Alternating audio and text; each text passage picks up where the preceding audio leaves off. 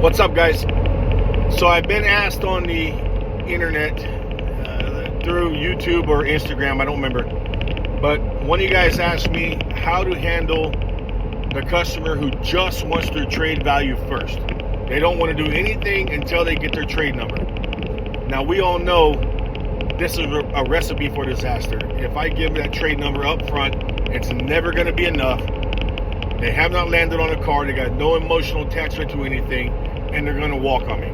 So we want to avoid that. They want that up front. And what they don't understand is when you give that number up right away, nobody wins. They don't buy a car, we don't sell a car, nobody wins, right? So if that's on the lot and they say, hey, I don't want to do anything until I know my trade number, give me my trade value first, I will always try to bypass it on the lot first. So I'll always use, before we part is always my go-to, because it lines up everything else that takes place. So I'll say, Mr. Customer, I know your trade's important to you. You always address exactly what their objection is.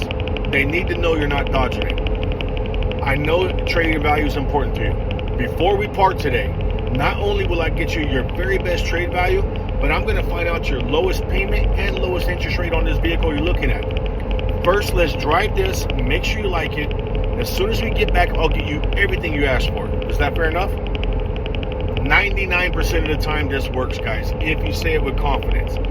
I will always address exactly their concern, and I'll add price and interest rate to it. And the reason I do that is when I ask, is that fair enough? And they say yes, they have now agreed to test drive my car, they've agreed to come inside the booth, and they agreed to give me a credit app.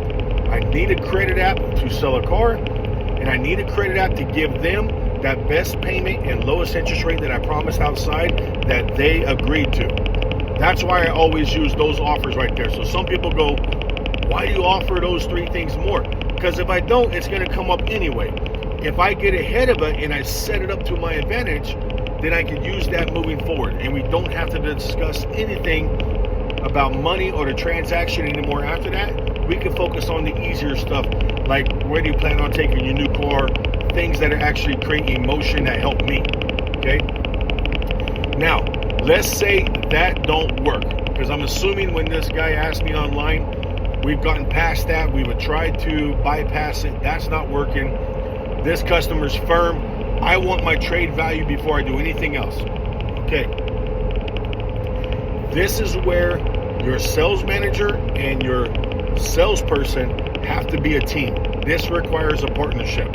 Okay, so if I'm the sales manager in this case, and now my salesperson brings me a trade evaluation sheet, and he says, hey, this customer wants to know his trade value before he does anything else, he won't do anything. I'm going to grab that trade evaluation sheet, I'm going to walk out there, I'm going to introduce myself to that customer, I'm going to let them know who I am, and then I'm going to set up my salesperson. And I'm going to let that customer know, hey, Mr. Customer, thank you for giving me the opportunity to evaluate your trade. We have a little different process here.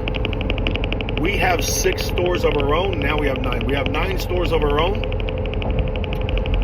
And we work with a handful of wholesalers.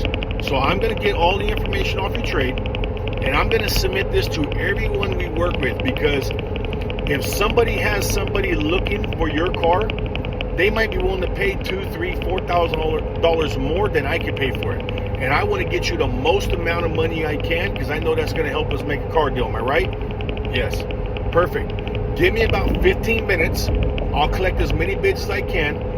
And once I get that exact bid, I'm going to come out and let you know where we're at. Do me a favor. While I'm doing that, that's going to take about 15 minutes. I would like my salesperson to take you outside, find something you would consider owning. And that way, when you come back, I'm going to give you all the information on both to save us both a lot of time. Does that sound fair enough? 99% of the time, they will always agree to this. And they'll agree to it because it's using customer benefits. I've made them aware I'm going to do something on your behalf that maximizes your money. I'm going to send this out and get several bids so we get the most amount of money for you. All customer benefit. But there's a little bit of time to that. So again, customer benefit to save us both time. You do this while I'm doing this. We'll meet back here in 15 minutes and I'll get you all the information. So this requires a teamwork with your salesperson and your sales manager. We train on this. My sales guys know when they bring me that trade sheet and they let me know, hey, this customer won't do anything until he gets a trade figure, they already know I'm going to walk out there, I'm going to set them up, and as soon as I set them up and they walk back outside, they go right back to the process. They go to investigating, communication, land them on the right car, test drive the car. They go right back to the process like normal. So sometimes you have to give a little bit in order to regain control and get it back. But you and your salesperson have to be in sync on this or it won't work. But that's helped me, guys. I've done that literally thousands of times. It works like a charm every single time. They come off the test drive, they're ethered up, they forgot about their game plan, and now we can get back to work. All right? I hope this helps you guys. Let me know in the comments. And if you guys have anything that you're struggling with that you need some help with, if I think it's going to help enough people, I'll shoot a video for you and I'll put it out there.